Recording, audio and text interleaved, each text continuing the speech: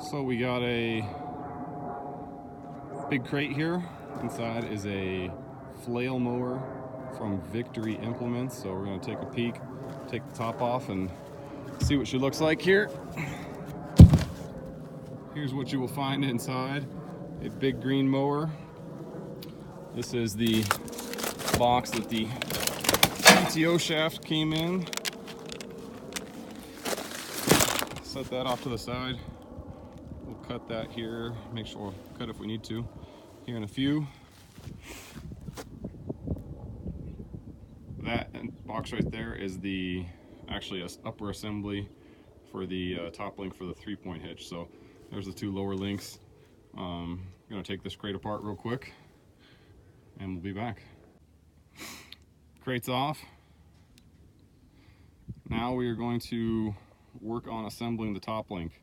That one box essentially had these two pieces, which are the upper arms, the upper part of the link, a bag of assorted nuts and bolts, and I'm guessing amounts to like maybe a support for the PTO shaft or something. So I'm gonna go grab the right size sockets and wrenches and some Loctite, and we'll throw this bad boy on there. Manual comes with it, shows you how to assemble this thing, and it ultimately does give you the option to do a more offset or kind of a more centered approach. So in the centered approach, attaches to the inside there and the outside there. So we'll be attaching it on the inside here, or on the outside of this bracket, and on the inside of this bracket here, so we can get it lined up in the center. So I'm gonna go ahead and get started on that. So we've got the top link kind of just loosely assembled, just to make sure everything fits in there. There's not a lot of clear direction on, ultimately, like, looks like this goes on the inside, everything just kind of fits that way. So the top link piece fits inside the kind of brackets there, and there's not really any other holes, so it's just kind of self-explanatory. So now we're just gonna snug everything up. Side two, huh? Tighten everything all up. Nice and sturdy now. Added the little PTO shaft hook. Pretty easy to do. Ultimately now I'm just gonna bring the tractor over and get her hooked up. So we're gonna adjust the cutting height on the skids. We're gonna be going over some yucca. So we don't want this right now. It's in the ship, it looks like it's all the way in the highest position. So essentially the lowest cut. So we're gonna drop these skids down. Not all the way to their absolute lowest, but just one step below it. Pretty easy to do. 2 bolts.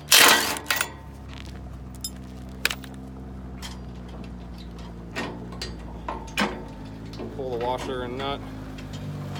There's kind of 3 positions on this skid. We're going to drop it to number 3. One more would be ultimately the lowest position of the skid, and highest cutting, so longest grass. We're gonna go pretty high just because of the yuccas out there, and there's some clumps and dirt, and especially for this first cutting, we don't want to ruin it. Pretty quick and easy.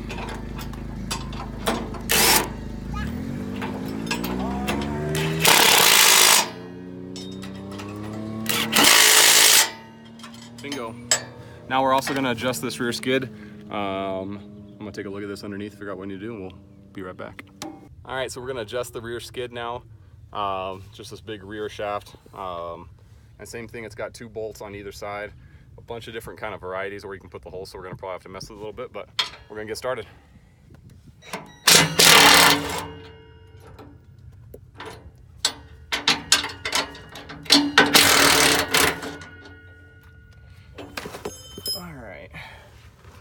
And it looks like this lower one really is more of a pivot, so I guess we don't even need to take that nut all the way off. We'll just loosen it. And this top one is ultimately the adjustment, but we're gonna have to do that on both sides because this is all one side, all one piece.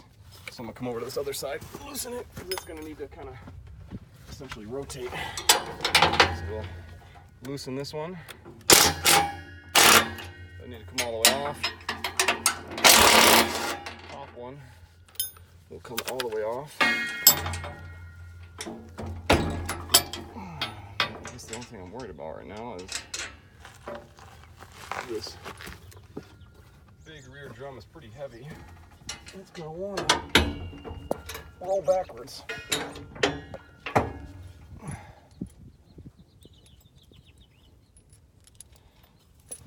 So as soon as I pull this side, it's gonna want to tilt back, lift it up a little bit. Oh man, it's heavy.